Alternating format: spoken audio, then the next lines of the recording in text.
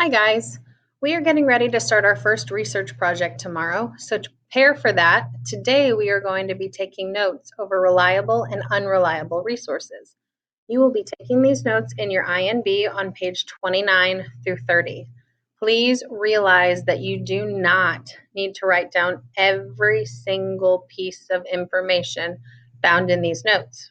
If something is pretty common knowledge to you, don't waste time in writing it down. Just do realize there's a quick quiz over these notes after you finish, and I will be checking your notes tomorrow in class.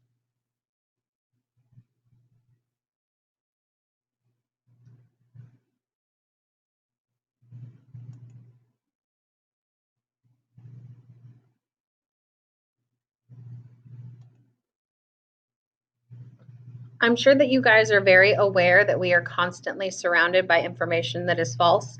We need to make sure that we are becoming responsible citizens and always checking to see if the information we are taking in or sharing is accurate. One of the ways to do that is by checking that the information is written or compiled by experts, especially experts in the particular field that you are researching. These are the types of resources that we can trust and continue using in our daily lives. Some experts might include, but are not limited to, teachers, doctors, scientists, historians, or judges.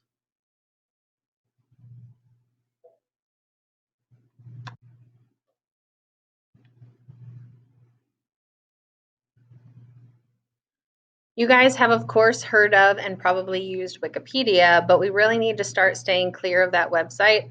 Wikipedia actually starts out being really reliable. The people who work for the company are very knowledgeable and do their research well. However, Wikipedia's downfall is the fact that anyone with an account can begin editing information.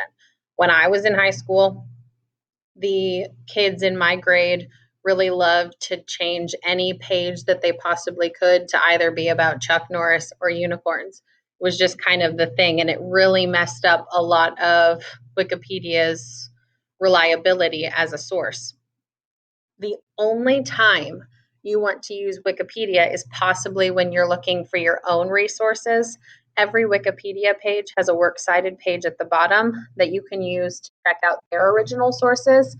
And you know that those are pretty reliable because, like I said, Wikipedia starts out being awesome. It just gets derailed when any Yahoos can go in and change the information.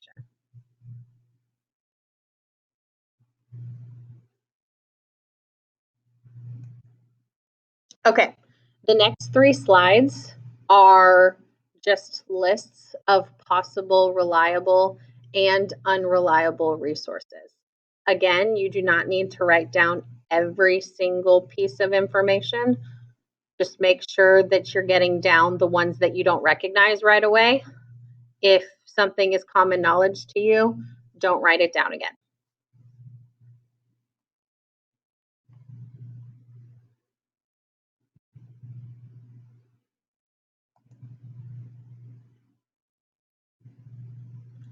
When looking at websites, you want to make sure you pay particular attention to how the URL ends. If it ends in .edu, .gov, or .org, you know then that it is definitely reliable. It's either run by a government facility, it's a nonprofit organization, or it's an educational institution. And so you know that those resources have been fact-checked and that they are good to use. .com is one that occasionally is not okay. Don't think that just because a website ends in .com that you can't use it. You just have to then be a little more critical in deciding whether it looks like it is reliable or if it's unreliable.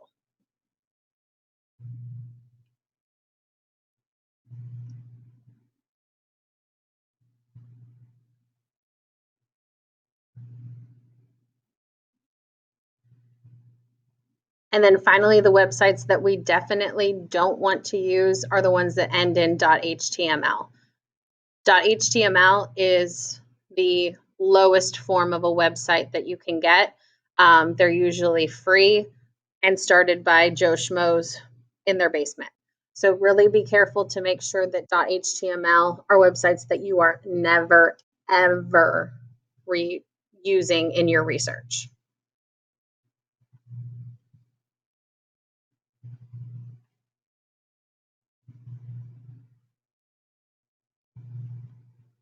Okay, guys, this is the end of the notes.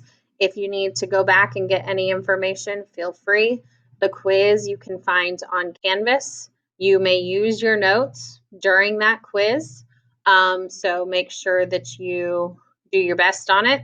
It is for a grade, and it is one of the first English grades going into the grade book. So do your best.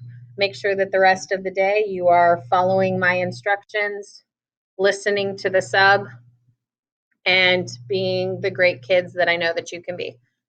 Have a great day, guys. See you later.